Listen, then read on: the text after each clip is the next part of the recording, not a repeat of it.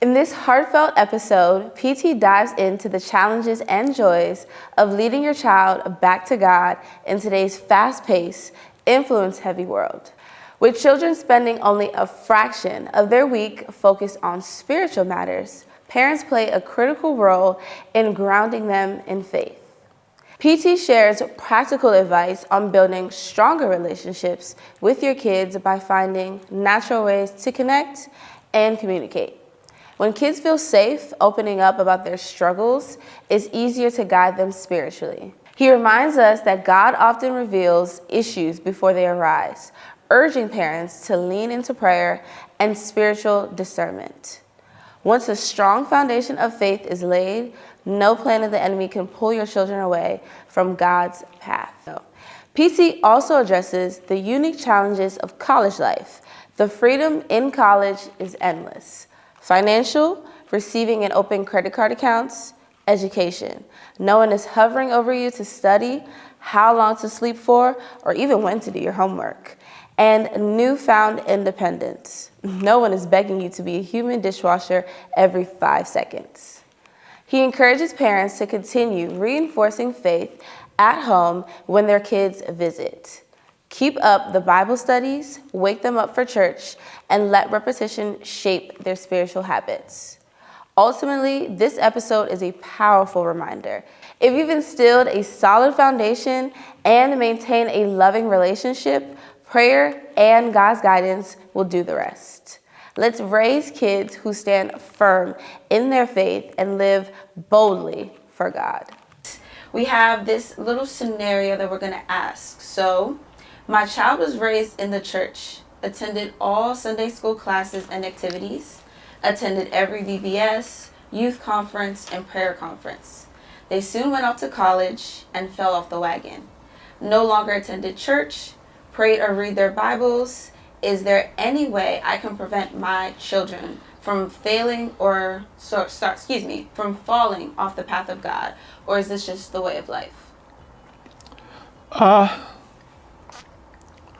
Yes and no. The reason I said yes and no is this.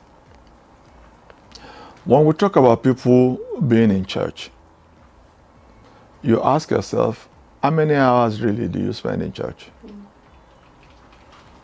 On a Sunday morning, you spend 2 hours in church. Then you come for midweek. That's if you do. Then you spend another 2 hours. That's 4 weeks, right? Mm-hmm. That's a week, right?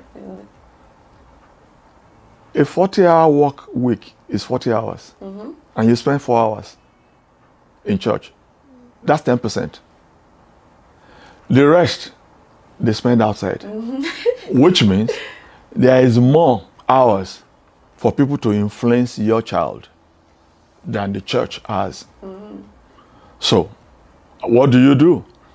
The onus is more on you as a parent to make sure that you find an inroad into the life of your children so that you are able to communicate with them on a regular basis.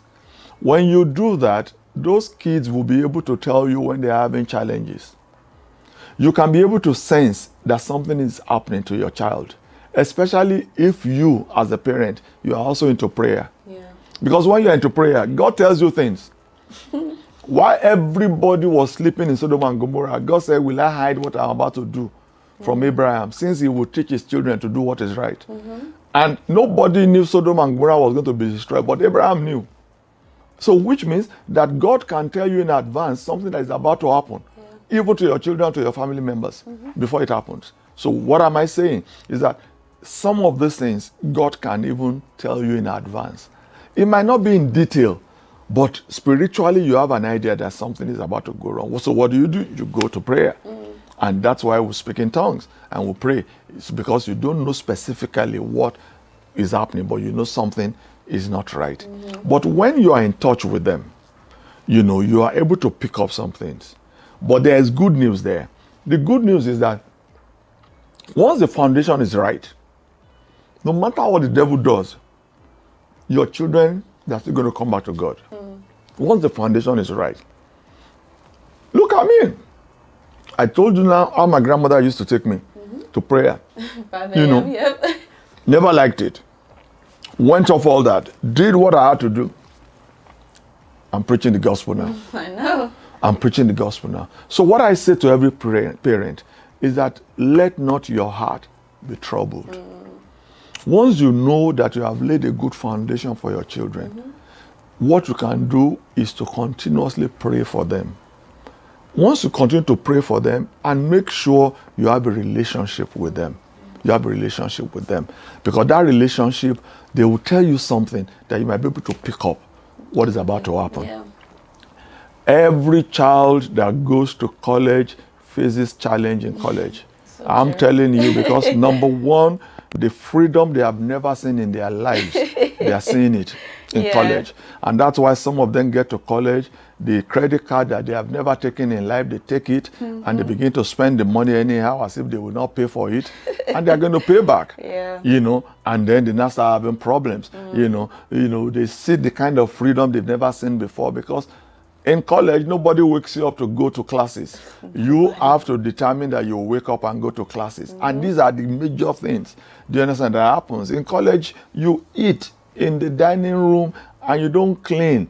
You don't clean after yourself. You get up and you go. But you come back home, you have to do this. So that's why when you are in college, you don't want to come back home, because you are saying, oh, I'm going to be cleaning dishes again. Yes. Who's going to clean it? Become dishwasher, yeah. Okay. Yeah.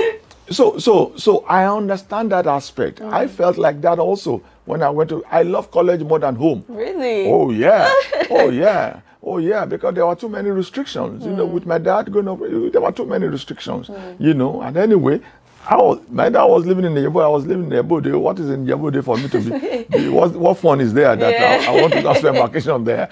You understand what I'm saying? You know, you might not know what I'm talking about, but I'm telling you, your grandfather was there too. So I'm telling you, you know. So these are the challenges. Do you understand? And it comes with every area of lives that people live in. I don't know where people are living. I don't know where you are living, but yours might not be exactly like mine. But one thing or the other, you might just love the camaraderie of the students or the friends, you know, that you have around there. Gathering. But I always say to people, don't forget where you're coming from. Obviously. Don't forget where you're coming from. Don't forget where you're coming from, you know. And for the parents, whenever they come back home, let us make sure we'll get them back on track, which means you're not back home, we're going to church again. We're not back home, let's do the Bible study again. We're not back home, let's do things again, so that we can, you know, the more we do those things, the better they become. And after a while, you know, you get to a point where you say to yourself, my friends cannot influence me on some issues again. My friends cannot. Let me give you a good example. I used to smoke when I was in college, my first year. But I never really liked it, you know. And I said to myself one day, I said, really, why should I smoke just because my friends are smoking? And then my dad shows up and I can't smoke when he's there. That was how I stopped. Honestly, that was how I stopped. I just stopped. I just said to myself, no, I'm not going to do this. That was in 1979. Do you understand? No. I was still drinking alcohol. I was doing youth call one day. I went with my dad somewhere, and they asked my dad what he was going to drink. He told them the alcohol I was going to drink. They asked me. I told them the alcohol I was going to drink. He looked at me. I didn't bat an eye. You know, but I drank the alcohol in his presence. Do you understand? I know he didn't like it, but there was nothing they could do. I was a grown adult. Do you understand what I'm saying? You know, because I felt, really, why would I do something I can't do in his presence? That's so at a point in your life, you have to say to yourself, there are some things my friends will not influence me to do. It is because I want to do it. Do you understand? Because you must be able to stand for something, or else everything will just take you out in life. Do you understand? So I say to those students, when it comes to your belief in God, don't let anybody influence you the other way. Stand for God, and He will always be there also for you. True. I know you all have been blessed by the previous episodes of Insights with PT. Stay tuned, because there is something even better, even more epic, and always interesting to talk about on this podcast. Per usual, don't forget to send in your topics, your questions, your themes to insightswithpt@jesushousebaltimore.org. Stay blessed. Per usual, it's your girl Tammy, and have a great one.